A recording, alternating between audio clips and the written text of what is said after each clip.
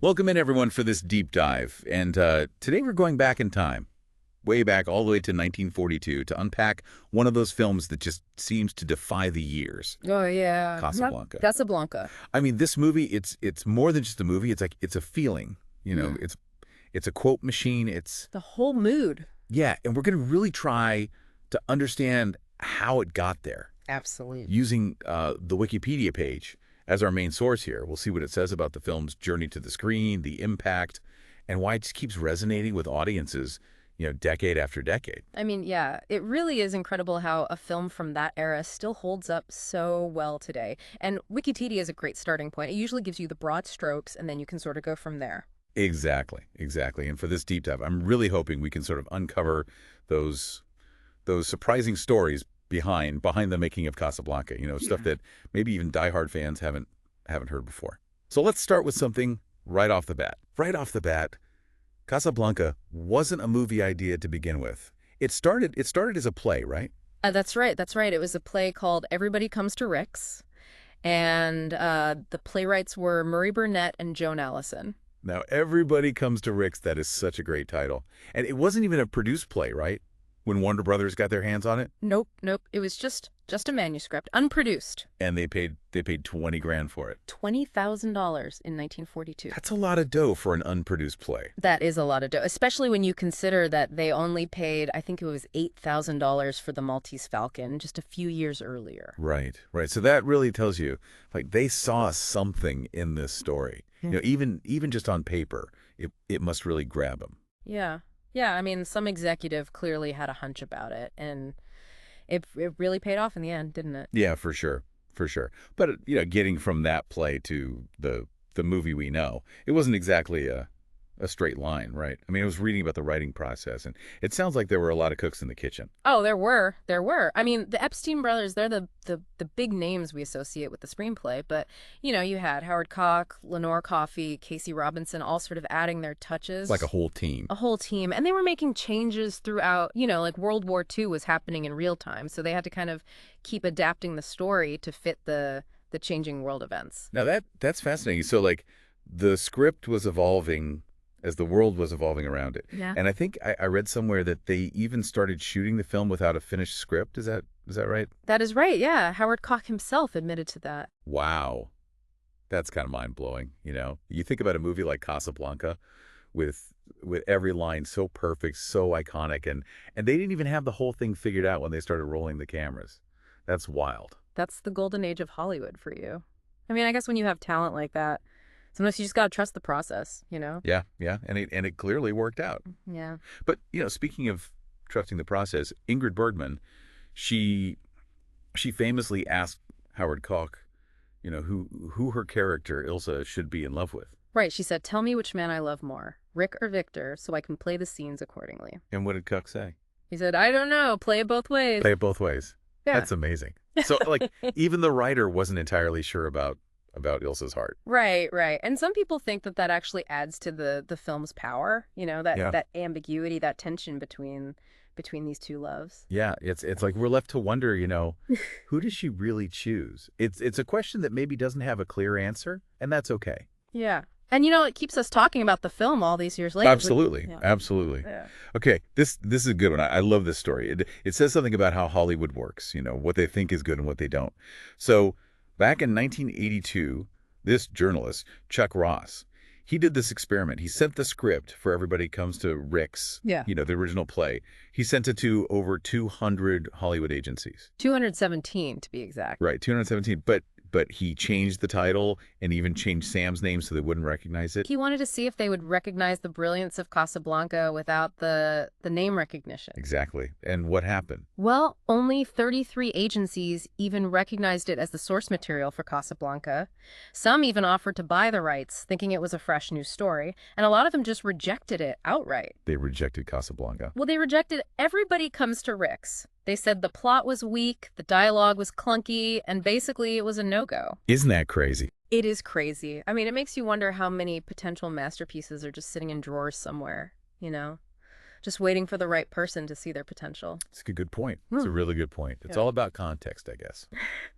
Okay, let's talk about the ending. I mean, come on, that ending Rick and Ilsa on the tarmac, the fog, the plane taking off. It's just perfection.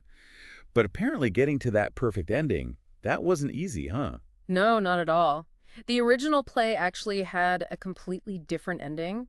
Rick turned himself in to the authorities. Whoa, really? Yeah, which makes sense in the context of the play, but the studio felt it was too downbeat for a Hollywood movie, especially with Bogart as the lead. Right, right. You don't want to see Bogart going down like that. Exactly. So they tossed around a bunch of different ideas, having Rick and Ilsa stay together, having Rick die a hero's death. I can't even imagine those endings. It wouldn't be Casablanca. It just wouldn't be, right? So how did they end up with the ending we know and love? Well, it came down to the wire. The Epstein brothers, they came up with the idea of Rick shooting Strasser, paving the way for Ilsa and Victor to escape. And then Captain Renault delivers that immortal line, "Round up the usual suspects." Genius, pure genius. And even that final line, the Louis, I think this is the beginning of a beautiful friendship. Even that wasn't set in stone until the very end. Right, right. They had another option on the table, something about Louis mixing patriotism with larceny, I think. Yeah, thank goodness they went with the friendship line. It's perfect.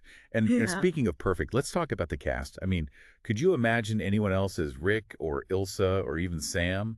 But the thing is, it almost didn't happen that way. Oh, yeah. The casting of Casablanca is a story in itself. For sure. So initially, the studio had wants Ronald Reagan and Ann Sheridan for the lead roles. Yeah, but that was probably just a publicity stunt. They knew Reagan was going to be called up for military service soon. Makes sense. So Bogart wasn't even the first choice for Rick. Nope. Hal Wallace, the producer, he wanted George Raft. But then he saw how Raft had a habit of turning down roles that went on to become huge hits, and he started having second thoughts. And thank goodness for those second thoughts, right? Because Bogart is he's Rick. He is, and Wallace eventually realized that. He said Bogart is the ideal. He was written for him. Perfect casting. And what about Ingrid Bergman? Well, they considered a whole bunch of actresses. Lena Horne, Hedy Lamarr, Michelle Morgan. But negotiations with MGM for Lamarr fell through, and RKO wanted way too much money for Morgan. Yeah, and then Selznick, Bergman's producer, he swooped in with a deal that was too good to pass up. Right. He offered Bergman for half the price of Morgan, plus the loan of Olivia de Havilland, and of course they went for it. It's like it was meant to be, It really is. And then there's Sam. I mean, Dooley Wilson, his performance is so crucial to the whole atmosphere of the film. But did you know that he wasn't actually a piano player? Oh, yeah, that's a famous bit of trivia. He was a drummer and singer, but not a pianist. They actually had a studio musician, Elliot Carpenter, play the piano parts off screen. That's amazing. You'd never know just watching the film. Movie magic, right? Movie magic indeed. Yeah. So they had their cast, they had a kind of a script, and then they had to actually make the movie. And they did it all pretty quickly, right? Yeah, filming took place between May and August of '42. It was a pretty tight schedule, but they managed to pull it off. And most of it was shot on a soundstage. Right. Warner Brothers Studios in Burbank, it was just more practical that way, and they could control the environment. They even filmed those Paris flashback scenes on a backlot street that they had originally built for another movie, The Desert Song. Wow. That's so resourceful. Yeah. And it totally works. You never question that you're in Paris during those scenes. Exactly. The magic of cinema. And speaking of magic, we can't forget the music. I mean, As Time Goes By is like the unofficial theme song of Casablanca. But did you know that the composer, Max Steiner, initially wanted to replace it? Really? I had no idea. Why would he want to do that? Well, he was a big-time composer. He had his own ideas, his own melodies. But fate intervened. Ingrid Bergman, she had already cut her hair short for her next role. So reshooting the scenes with As Time Goes By was out of the question. So a haircut saved As Time Goes By. That's a great story. It is. And Steiner, he was a pro. He just rolled with it. He took As Time Goes By, La Marseillaise, and wove them into the score so brilliantly that you'd never guess he hadn't planned it that way all along. It's like those songs, they just became part of the fabric of the film. They're inseparable. Yeah. And speaking of things becoming part of the film's legacy, those pianos, the ones used in the movie, they ended up going for a pretty penny at auction. Oh, yeah. The piano that Sam plays in the Paris flashback, that went for over $600,000 in 2012. Wow. And the one from Rick's Cafe? That one sold for $3.4 million in 2014. That's insane. I guess that's the price of a piece of cinematic history. Yeah, for sure. And then there's that incredibly powerful scene, the dueling anthems. But they couldn't even use the actual Nazi anthem, Horst Wessel lied. Because of copyright. Yep, copyright. They had to substitute it with another patriotic German song, Die Wacht am Rhein. Wow, you just never know what little details like that are lurking behind the scenes, do you? Okay, let's talk about the release. It seems like the studio, they really knew how to time things perfectly. Oh yeah, they were masters of publicity. They originally planned to release the film in the spring of 43, but then they decided to move it up to November of 42. To coincide with the Allied landings in Casablanca. Exactly. Talk about perfect timing, right? Capitalizing on a real-world event to drum up interest in your movie. Genius. And there was even talk of actually changing the film to reflect the invasion, right? Yeah, they kicked around a few ideas, adding a scene, maybe even changing the ending to tie in more directly with the landings. But they ultimately decided to stick with the original story. Good thing they did. Sometimes it's best not to mess with a good thing. Absolutely. But of course, a film as globally famous as Casablanca, it was bound to run into some censorship issues. Oh yeah, censorship played a big part in the film's history. In Ireland, it was banned outright at first. Right. They felt it violated their neutrality during the war, showing Vichy France, Nazi Germany. It was all a bit too sensitive. Eventually, they did allow it to be shown, but not without some cuts. Yeah, right. They had problems with Rick and Ilse's relationship, mainly because she was still married when they were together in Paris. So they cut out some of the romance. Basically, yeah. They cut out a lot of the final airport scene, which really changes the way the audience understands Ilse's motivations and Rick's sacrifice. Wow, it's a pretty significant change. It is. And then you have post-war Germany. They really went to town with the censorship. Oh, tell me about it. I read that they cut out almost 25 minutes of the film. 25 minutes. And it wasn't just cutting. They actually changed the dialogue in the German dubbing. They removed any direct references to World War II, any mention of Nazis. Even Victor Laszlo, the heroic resistance leader, he became Victor Larsen, a Norwegian physicist running from Interpol. That's a whole different movie. It is. I guess they were still trying to process the war, and openly discussing Nazism. Maybe it was still too raw for them at that point. The original uncut version of Casablanca didn't play in West Germany until 1975. Wow. 1975. That's incredible to think about. And then yet even Italy, they had their own censorship issues with Casablanca. Yeah, they changed some names, like Ferrari became Ferrari.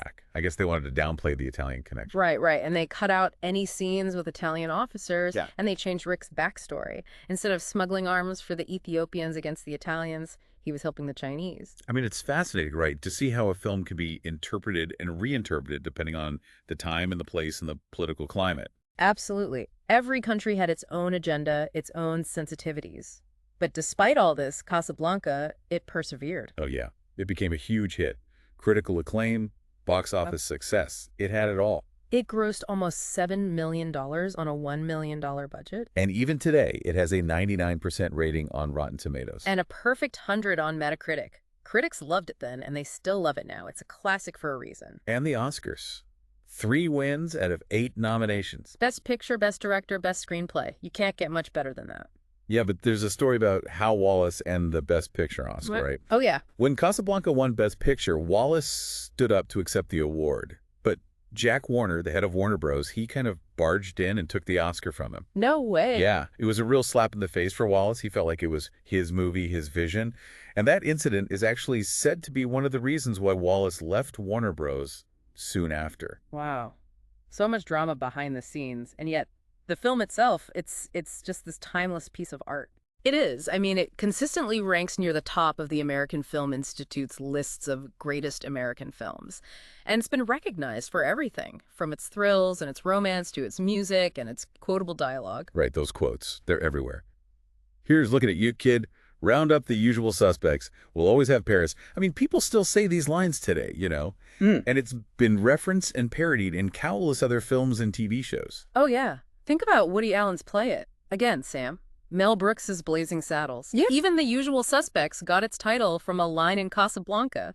And there was even a Looney Tunes cartoon, Casablanca Bugs, with Bugs Bunny in Rick's Cafe. It's amazing, right, how this film from 1942, it just keeps on giving. It does. And they tried to make sequels, they tried to recapture the magic. But nothing ever came of it, right? Nope. They talked about a sequel called Brazzaville back in 43. There was talk of a modern remake set in Iraq starring Madonna, and more recently, an idea for a sequel focusing on Rick and Ilse's son. But none of these projects ever got off the ground. Yeah, it's like some things are just better left untouched. Casablanca is one of those things. It's perfect the way it is. You know, you said it before, it's more than just a movie. It's a feeling. It's a moment in time. And maybe it's best to just leave it in that. So to wrap things up, the making of Casablanca, it was this incredible journey, full of twists and turns, last-minute decisions, a bunch of talented people coming together and somehow creating something truly special. And against all odds, it became this global phenomenon, from an unproduced play to a cultural touchstone.